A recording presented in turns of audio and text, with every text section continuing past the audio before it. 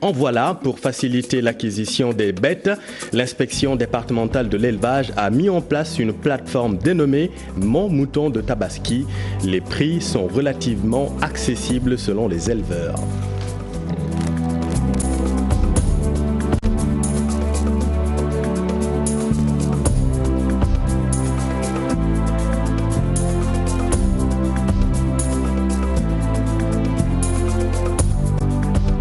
Litige foncier à Ndingler, une solution serait en passe d'être trouvée selon l'homme d'affaires Babacar Ngom. Selon lui, le ministre Abdoukarim Fofana offre ses bons services. Nous avons en ligne Fatima Touré, bonsoir. Bonsoir Chérif. Qu'est-ce qu'on peut retenir de cette prise de parole de l'homme d'affaires? Oui Chérif, d'abord, Babacar Ngom s'est voulu précis. Il s'agit de 225 hectares et non pas 300 hectares. Il déclare se battre pour la vérité et non pas pour garder des terres à Ndingler. Il ajoute que sur les 300 hectares, seuls 75 se trouvent à Ndingler. Les autres 225 hectares dont il est propriétaire sont sur la communauté rurale de Dila et ces terres ont été acquises après un délibéré favorable du conseil municipal de Dila. Dans cette affaire, jamais il n'a sollicité l'arbitrage ou l'aide du président de la République Macky Sall. Le titre foncier est au nom de la société Sedima et non pas à son nom Babacar Ngom. Il se dit prêt à travailler avec les populations de Ndingler. L'homme d'affaires croit fermement qu'une solution sera vite trouvée. Aller devant les juridictions. L'homme d'affaires croit fermement qu'une solution sera vite trouvée. Aller devant les juridictions ne sera pas nécessaire car le ministre Abdoukarim Fofana et d'autres bonnes volontés travaillent dans ce sens, Chérif Diop. Merci beaucoup Fatima Touré en direct dans ce journal. Les litiges fonciers sont de plus en plus récurrents au Sénégal alors que la question de la terre reste ultra sensible. Le phénomène a pris de l'ampleur depuis les années 2000. Comment éviter ces imbroglios fonciers? Élément de réponse, Fat Bintou Kornté et Tierno Laurent Mehdi. Le phénomène de l'accaparement des terres, bien que mondial, a connu son apogée au Sénégal vers les années 2000 avec l'avènement de l'alternance. Puis l'alternance de 2000, on a connu beaucoup de nouveaux riches. On a connu aussi une nouvelle classe politique qui arrive au pouvoir avec beaucoup de convoitise et d'envie, d'enrichissement, d'envie de posséder ce que tout le monde veut ou convoite ou ce que nous partageons. C'est la terre, c'est le littoral, la mer et les eaux. Cet égoïsme politique ou cet égoïsme entrepreneurial d'hommes d'affaires, c'est ça qui constitue le virus beaucoup plus dangereux aujourd'hui que le virus de la pandémie à la Covid-19. Durant cette période, en moins de 10 ans, 650 000 hectares de terre ont été spoliés au détriment des populations locales. Que 650 000 hectares de terre avaient été octroyés en l'espace de 10 ans, de 2000 à 2010, avaient été octroyés à 17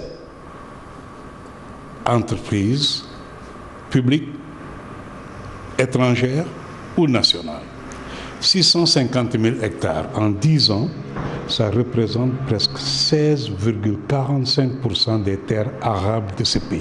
Cet appétit foncier pourrait plonger, selon Mignan Diouf, le Sénégal dans la violence, comme ce fut le cas dans beaucoup de pays. Donc, politiquement parlant, si la gouvernance des ressources foncières n'est pas faite sur une base de transparence et d'équité sociale et politique, cela entraîne forcément des déviations qui peuvent découler vers des conflits internes qui peuvent devenir des conflits intercommunautaires, des conflits sociaux, des conflits régionaux.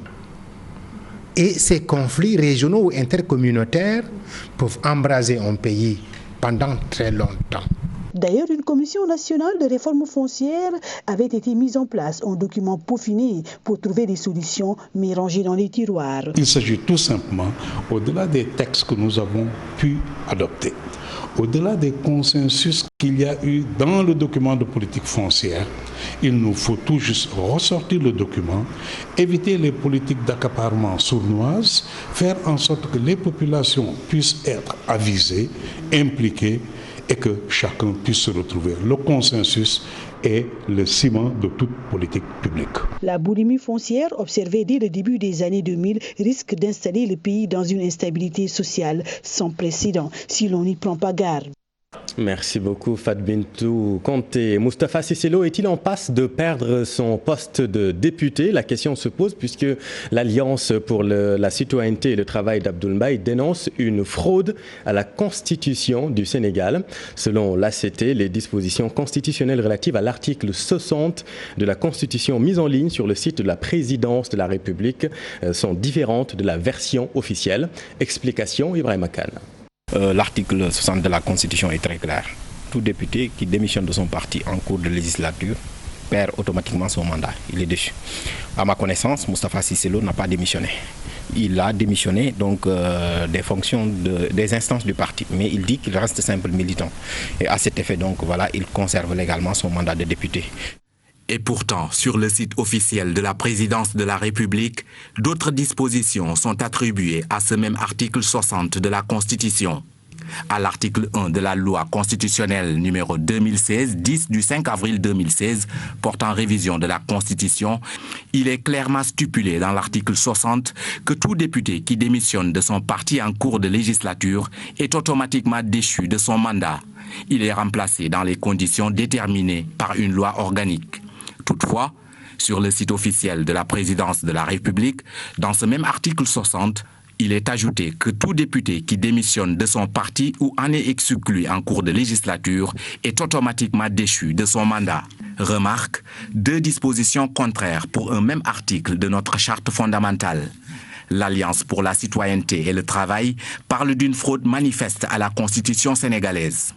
Alors que beaucoup de constitutionnalistes s'accordent à dire que l'exclusion d'un député de son parti ne saurait justifier sa déchéance de l'Assemblée nationale, d'autres dispositions sont publiées par le pouvoir en place.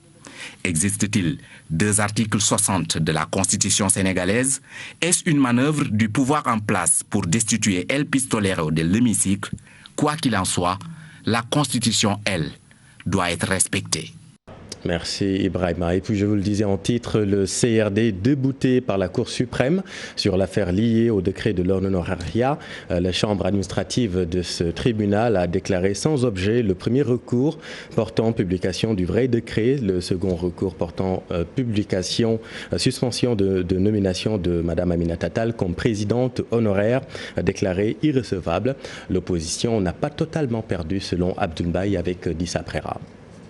Bon, encore une fois, l'opposition a été déboutée. Mais pour une fois, on n'a pas totalement perdu. Parce que ce que nous avons d'abord souhaité, par le référé en mesure utile, c'est obtenir une clarification de l'État concernant le décret 964.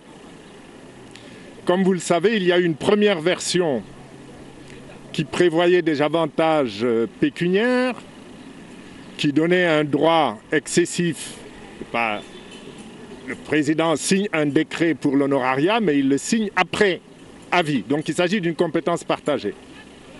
Et nous avons donc souhaité, à la suite de la parution d'un deuxième décret brandi par M. Yakham Mbaye, une clarification. Sur ce plan, on a gagné. Pourquoi? Parce que nous avons introduit nos recours début juin, le 3 juin, notifié ces recours à l'agent judiciaire de l'État le 4 juin, et c'est le 19 juin qu'ils ont publié ce qu'ils considèrent comme le vrai 964. Donc nous, ce qu'on souhaitait, c'était publication du décret qu'il fallait prendre en compte parce que nous sommes dans une république et avoir deux faux décrets en circulation dans une république, c'est honteux. Le chapitre judiciaire, les travailleurs de la justice du Sénégal sont toujours remontés contre le ministre de la Justice. Ils déplorent l'attitude, le mutisme du garde des Sceaux face à leurs préoccupations. Selon eux, Maître Malick Sall remet en cause les engagements du chef de l'État vis-à-vis des travailleurs de la justice. Iba Der Thioub est le délégué sudjiste avec notre reporter Alassane Ba. Malgré tous les mots d'ordre décrétés par le bureau exécutif national du Sudjust, le garde des Sceaux, ministre de la Justice, Maître Malick Sall, s'est emmuré dans un silence qui frise même la méprise et une volonté de remettre en cause les engagements de M. le Président de la République du Sénégal vis-à-vis des travailleurs de la justice. Comme vous pouvez le constater avec nous, depuis le début de cette grève, tout le système judiciaire est totalement paralysé dans la région de Louga. Aucune audience ne s'est tenue. Aucune délivrance d'un quelconque document ne s'est faite. Donc si le ministre de la Justice veut, après avoir outrepassé les instructions du président de la République, tromper ce dernier et la population, ça ne passera pas. La cellule de Louga, qui est à informer toute la population que la grève des travailleurs de la justice procède d'une volonté d'améliorer l'efficacité du service public de la justice afin de mieux répondre aux exigences de la population. Cette exigence passe par la satisfaction des doléances des travailleurs de la justice qui sont les principaux acteurs d'une bonne marche du service public de la justice. Iba Der Thioub, délégué sudjiste, interrogé par notre équipe à Louga. Et puis suite à la polémique des gazelles Oryx, Abdou Karim Sall sort de sa réserve. Il réagit suite à cette polémique née après la mort de 2 Oryx gazelles. Le ministre de l'Environnement estime qu'il n'a rien à se reprocher. Il précise que les Oryx restent à la propriété de l'État avec un protocole en bonne et due forme. Il est interrogé par la radio de toute l'actualité RFM. Pourrait être un délit d'initié si on m'avait offert ou si j'avais acheté. On ne m'a pas offert, je n'ai pas acheté. Ces Oryx restent la propriété de l'État avec un protocole en bonne et due forme, avec le gérant de la ferme, comme ça s'est passé partout au Sénégal. Je vous ai cité des exemples. Je profite de cette occasion pour dire que les Sénégalais qui sont capables aujourd'hui de nous aider à protéger ou à préserver ces espèces-là, je pense qu'ils seront les bienvenus et pourront signer des protocoles si nous vérifions qu'ils sont capables de les accueillir et de les recevoir dans d'excellentes conditions. D'ailleurs, on n'a pas besoin, encore une fois, de s'épancher sur cette question-là dans la mesure où le ministre n'a pas reçu un don, le ministre n'a pas acheté. Donc c'est dans le cadre d'un protocole qui est fait avec l'ensemble des bien fondés. Tous ceux qui veulent ouvrir des enquêtes, ils sont libres de le faire. Moi, je sais que je n'ai rien à me reprocher. Je suis vraiment droit dans mes, comme disent les gens dans mes bottes. Et cette situation ne m'ébranle pas. Je n'ai pas fait quelque chose d'irrégulier. Je suis dans la protection des espèces comme le veut la mission qui m'a été confiée. C'est dans cette préservation de ces espèces-là que ce transfert a été fait. Vous savez, quand on met les espèces dans un seul endroit, ce qui risque de se passer, c'est des problèmes de consanguinité. Et finalement, l'espèce risque à long terme de s'éteindre. C'est la raison pour laquelle on multiplie les points vers lesquels on envoie ces espèces-là pour qu'ils puissent se reproduire. Donc aujourd'hui, ma volonté, c'était de participer à cette démarche. Et puis les étudiants de l'ENDSS ne veulent plus des cours en distanciel. Ils appellent leur ministre de tutelle à une réouverture de l'école de santé pour reprendre les cours en présentiel. Le comité des étudiants de l'ENDS a par la même occasion émis le souhait de passer les examens pratiques tant attendus par les collègues. Fatou Rose Kandengay est interrogée par Mohamed Samb. Nous voulons reprendre nos cours en présentiel pour terminer notre programme, faire nos pratiques, faire nos stages pratiques pour pouvoir faire notre examen à la fin de l'année. Alors, le ministère nous parle de cours en ligne, alors que les cours en ligne, on ne peut pas les faire dans notre formation parce que nous avons besoin de faire la pratique. Donc nous devons retourner dans les classes parce que nos effectifs nous permettent de reprendre les cours en respectant la distanciation sociale. Et nous sommes des agents de santé, donc nous sommes formés pour pouvoir respecter les mesures de prévention contre le coronavirus. Les étudiants qui avaient fait leur certification l'année passée, ils ont fait leurs examens théoriques en décembre. Jusqu'à présent, ils n'ont pas encore fait leur pratique et la session de rattrapage, n'en parlons même pas. Donc nous voulons reprendre nos cours pour nous préparer à notre examen de certification de cette année et que les étudiants qui ont déjà fait leur théorie puissent faire leur pratique et ensuite leur deuxième session de rattrapage. Et puis rencontre ce matin au ministère de l'Enseignement supérieur de tous les acteurs qui gravitent autour de l'organisation du baccalauréat. Le directeur de l'office se rassure sur les dispositions prises pour une bonne organisation de l'examen. Sosendia est interrogé par notre équipe à Rufisque. Le fait, c'est que donc, nous avons fait l'enregistrement des candidats. Nous avons fait la constitution des jurys. Aujourd'hui, chaque élève sait dans quel jury est-ce qu'il est, dans quel centre est-ce qu'il va composer. Nous avons édité les convocations et elles sont en train d'être distribuées aux élèves. Nous sommes en train de mettre en place le matériel de composition et nous allons également mettre en place, nous avons même commencé ça ce matin, à mettre en place les épreuves pour les sujets pour les épreuves facultatives.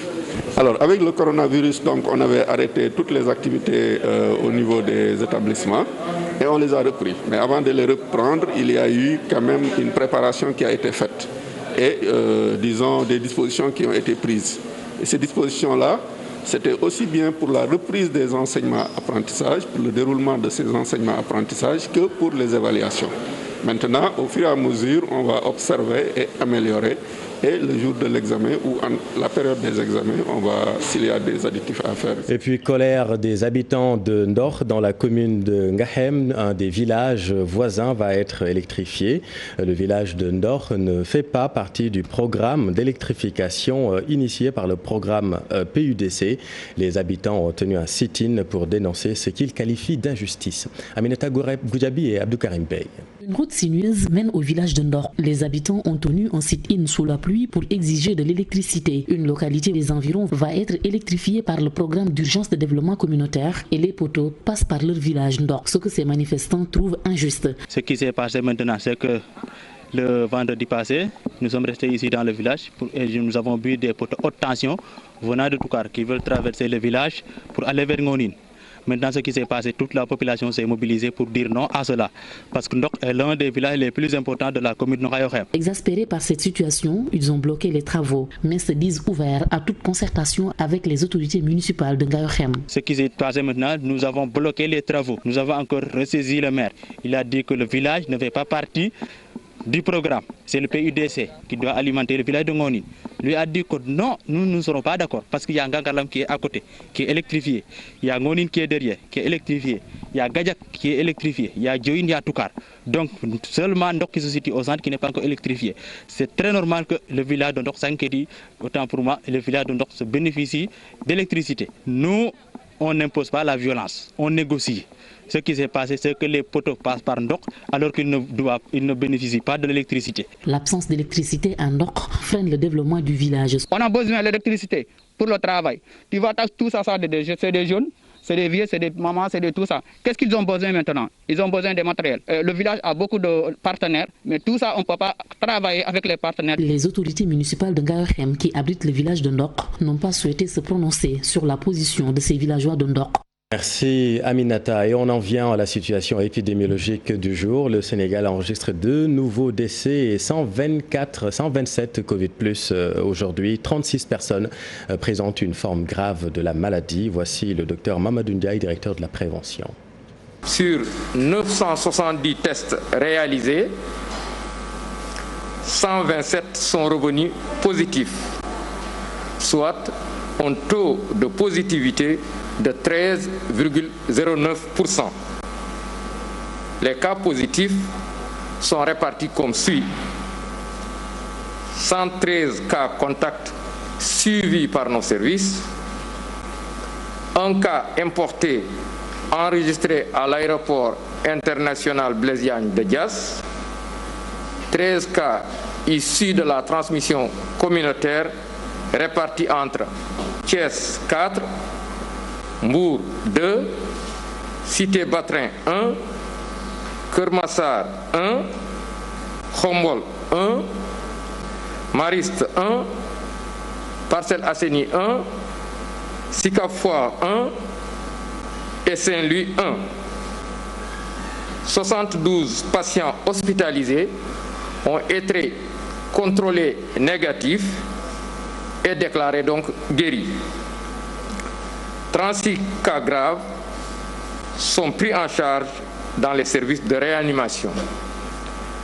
2 2 nouveaux décès liés à la Covid-19 ont été enregistrés dans nos structures ce mercredi 8 juillet 2020. L'état de santé des autres patients reste stable. À ce jour, 7 784 cas ont été déclarés positifs, dont 5 169 guéris, 143 décédés et donc 2471 sous traitement. Prise en charge à domicile des cas asymptomatiques de la Covid-19, le professeur Massamba Diouf pas contre la stratégie, mais préconise de ne pas verser dans la précipitation. L'épidémiologiste estime que cette stratégie doit être basée sur une recherche en amont pour éviter ou réduire les risques. Le voici avec Fatou Bintou Diouf. Pour dérouler des stratégies en faveur des populations, il faudrait que celles-ci soient basées sur la recherche. C'est très important.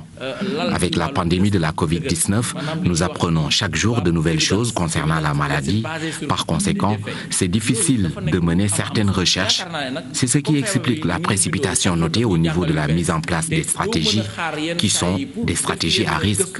Nous pensons que si nous menons très rapidement des études préliminaires à même d'aider à consolider les stratégies en vue de les élargir à toutes les populations, tous les cas asymptomatiques ainsi que leurs contacts asymptomatiques aussi pourront être pris en charge à domicile. Le professeur Massamba Diouf avec Fatou Kinedem. Et puis parlons maintenant de la Tabaski. À quelques jours de la célébration, le forail de Dara est plein à craquer selon les éleveurs trouvés sur place. Les prix sont accessibles à toutes les bourses, mis à part d'autres, les grands éleveurs qui avaient transhumé ne sont toujours pas de retour à cause de la faible pluviométrie et la cherté de l'aliment de bétail. L'inspecteur départemental de l'élevage indique que la mise en place de la plateforme Mon Mouton de Tabaski va faciliter l'acquisition des bêtes. Voyons tout cela avec Mohamedou Moustapha Ndiaye et Omar Ka. À quelques semaines de la célébration de l'Aïd el-Kébir, le forail des petits ruminants de Dara grouille de monde. Selon des éleveurs retrouvés sur les lieux, les moutons sont accessibles à toutes les bourses. Karidal Cern Cherut. Comme le problème bi nit day ñew fi indi 60 000 wala 75 000 bëgg jënd car 100 000 wala mais su fekkee li nga indi sa indi 60 000 wala 65 000 wala 80 seetal car bu toll na 80 nga jënd mais nag jënd car yi da nga ñëw nga indi fi 80 nga bëgg jënd car 100 000 wala 110 000 loolu nag problème. waaye lépp loo mën a yor. loo xamante loo yor li nga yelloo soo duggee ci daral bi mun nga am lu toll noonu waaye bul yor yow njaay bul yor 50 000 nga ne da nga am xaru 100 000 francs. Pour d'autres, les détenteurs de troupeaux ne sont pas encore venus au Djolof à cause de l'absence de pâturage liée à la faible pluviométrie et à la cherté de l'aliment de bétail. xam nga taw yi kam moom si gu bari sax xam naa si demee léegi xam nga léegi kar yi dafa bari pere loolu moo tax borom kar yi gën a bari gën a yor kar du gaaw a ñëw. ñu ngi Tamba ñeneen ñaa ngi fi nga xam ne moom mooy Payar sama yi gën a bari jur ñu ngi foofu. fekkee da nga bari kar jënd ngooñ jënd ripaas loolu moo tax borom kar yi du gaaw a wàcc day bay ba affaire bi jege rek door a ñëw. En tout état de cause, les éleveurs du département de Linguère restent optimistes et estiment que les marchés hebdomadaires seront bien approvisionnés en moutons de Tabaski. su soobee yàlla kenn ku ne dina am lu mu yellooli kenn ku ne dina am lu mu réyli nit ñi buñ tiit nit ñi buñ yor yenn xel yi buñ soxorante Sénégal ñun ñëpp benn lañ nañ jàppalante di muñalante kenn ku tane mbokkam mu dimbale ko te yàlla tax waaye ñoo ngi sant suñu ministre nag Samba Ndiobène ñoo ngi koy sant di ko gërëm moo ngi taxawu nit ñi moo ngi taxawu éleveurs yi yëpp lu mu leen war a taxawee. Joint au téléphone, l'inspecteur départemental de l'élevage indique que la plateforme mise en place par le ministère de l'élevage et des productions animales va faciliter l'acquisition de moutons dans un contexte de propagation de la maladie à coronavirus. Merci Mamadou Moustapha. Et puis un mot de sport avant de clôturer cette édition. La décision de la Fédération de football d'annuler la saison 2019-2020 fait des malheureux à l'image de Teungueth FC qui se voyait presque champion. De notre côté, le Jaraaf de Dakar et Génération Foot peuvent s'estimer heureux. Cher Tidiane Diao. FC, le grand perdant de l'annulation de la saison 2019-2020. Le club rufisquois qui filait tout droit vers un premier sacre après une première partie de saison quasi parfaite va devoir prendre son mal en patience. La participation en Ligue des Champions, certes, est une consolation, mais n'enlève en rien le bonheur d'inscrire son nom dans l'histoire du palmarès du football sénégalais. Génération Foot qui a vécu une première partie de saison catastrophique ne sera pas malheureux avec l'annulation de cette saison. Le champion en titre va très certainement profiter de cette expérience pour éviter une répétition de ce scénario à l'avenir. Le Jaraaf de Dakar ne sera pas non plus malheureux de renouer avec l'Afrique en Coupe CAF. En Ligue 2, la Linguère de Saint-Louis peut nourrir d'énormes regrets. En effet, les Samba Linguère, qui étaient très bien partis pour retrouver l'élite, vont vivre une autre saison au purgatoire. La formation saint-louisienne pourra se consoler des 10 millions de la Fédération sénégalaise de football ainsi qu'aux autres clubs de Ligue 2. Ceux de Ligue 1 toucheront à 15 millions de francs CFA. Merci, cher Tidiane. Voilà, c'est la fin de cette édition.